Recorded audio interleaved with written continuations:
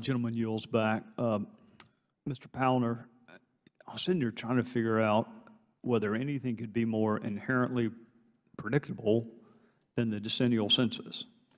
I really am struggling to think of something that you see that far in advance that's coming. So, not to ask this in too sophisticated of a way, but how the hell did we get here if we know it's coming every 10 years? How do you get on a critical watch list? Well, the thing that's a bit frustrating is the same thing happened in 2010, and we actually were involved in that in 2010. So that's when we canceled the handheld project. This committee held multiple hearings on the overruns there and the eventual cancellation. The interesting comment that Secretary Ross talked about, 80% of the money's going from beyond 2018. From an IT perspective, that should not be the case. We should start early, plan more appropriately, get the right contracts in place, and deliver.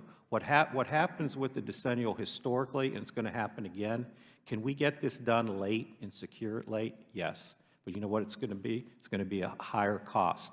You pay a premium for doing everything late.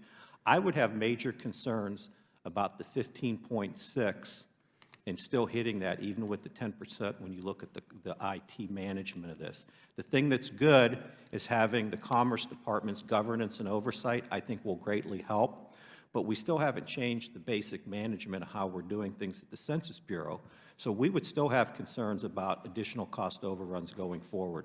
But it's not acceptable that we repeat the same sins of the past that we do every 10 years with the decennial. It's really hard to explain to the same people that you're trying to convince to voluntarily comply. Which leads to my next question. What are the impediments, Mr. Goldenkopf? What are the impediments to what I call voluntary compliance, although I'm sure that's not the right technical term? Sure. There are a number of barriers. One that was already mentioned was just a declining civic engagement. People are increasingly disconnected from the government. So that requires trust, building trust between the Census Bureau and the public. There's also a cultural divide. And it was already mentioned too, when the government comes knocking on your door, the census is sometimes seen as not something that's done for you or on your behalf. It's sometimes seen as something that's done to you. It's not always seen in a positive light. Then there's structural barriers, people living in makeshift housing, non-conventional housing, people doubling up, people living in basements and converted attics. So they're just physically hard to find. There are language barriers out there, so just reaching those folks is difficult as well. And this is why all this upfront work is so important and why the Census Bureau is at the point that it is right now.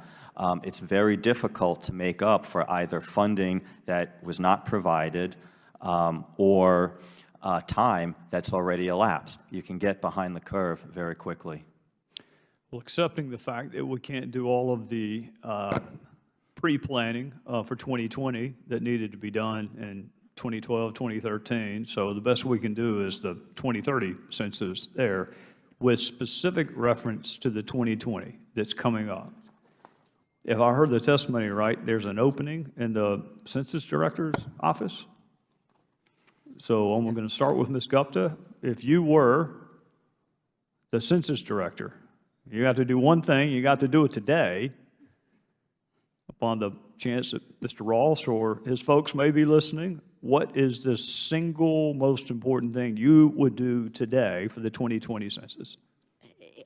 It's hard to say a single thing. I think a couple things need to happen all at once. The IT infrastructure needs to be tested clearly for all of the reasons that have been previously stated. And I think that the partnership and communications campaigns need to be out there starting in the next couple of months. They've got to ramp up this whole infrastructure in order to really educate folks about why it's important to be counted and to overcome some of the real concerns around mistrust in government and cybersecurity. And so, I want to add that when the Secretary was testifying, he said that he anticipated 800 partnership specialists, which is well below the 2010 number of 3,800. And so those plans are still inadequate. And I just think that right now, There is a lot of concern that the hardest to count communities are not going to be adequately counted, and that will result in a failed census even with the 1.6 billion if allocated. And so there has to be an immediate investment in that infrastructure and kind of real planning around it, just as there is with the IT.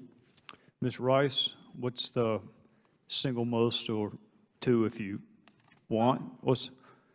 What needs to be done today, given the fact that we can't change the lack of pre-planning? I really think the IT infrastructure has to be in place. We don't want to be in a position where we were in 2010, when they had to revert to a paper-based operation at the last minute.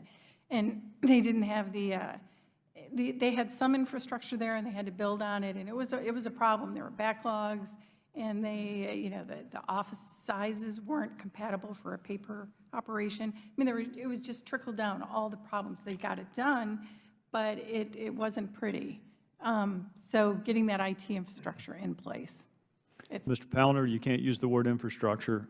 What would you do? So with the IT, and that's my world, Mr. Chairman, I would say those 43 systems need to be delivered and secured. And, we have this data in our testimony that looks all neat, and it's very difficult to get a handle on where all those systems are from a delivery point of view, integration and security. That needs to be managed weekly. Someone needs to dog that weekly in terms of what we got done, what remains the next week, and are we going to hit those dates? There's key dates in early 2018 that are going to be key to getting this stuff delivered to be included in the end-to-end test. So you have to dog the 43 systems from a security perspective. Chairman, Representative Hurd's comments about the ATO process, it's fine to bring in people, but you know what? You need to actually do the assessments, and you need to fix the vulnerabilities, and you need to sign off on the ATOs. That needs to be managed weekly to ensure that that gets done and we don't have a major breach. Mr. Goldenkoff, last question. The diminution of public trust didn't happen overnight. It's not going to be remedied overnight. What is something that perhaps the members of Congress haven't thought about, or what's something you would do to try to restore some modicum of public trust so we can raise the voluntary compliance rate in 2020? Sure. I don't, off the top of my head, I don't think there's anything new, and I would certainly be leery of trying anything that has not been used before at this point, just because it would be one more risk for the Bureau to have to manage. What I think needs to be done is focused on the tried and true methods, things that are known to work, and I would point to the partnership specialists and the whole communication and outreach campaign. The partnership specialists are so critical for engaging the different people that they represent, their different stakeholder groups. And they're the ones who create that trust. They are the trusted voices. If Secretary Ross or any of us goes up on TV or encourages people to respond to the census, it's not going to have the same level of response as people who know the community, your local minister, your school principal. It was mentioned before that the Census Bureau hopes to hire as many as 800 partnership specialists. That sounds like a large number, but if you just look at the workload, if you think of there are over 3,000 counties in this country, that's a huge workload for them. It's a three-dimensional issue. They have to cover both the physical geography, the different channels of communication, plus the deep dive into all the different communities. And so I think a focus then on the partnership campaign and making sure that that's adequately funded and gets the resources they need will be critical for increasing the count in hard-to-count communities. Mr. Palmer.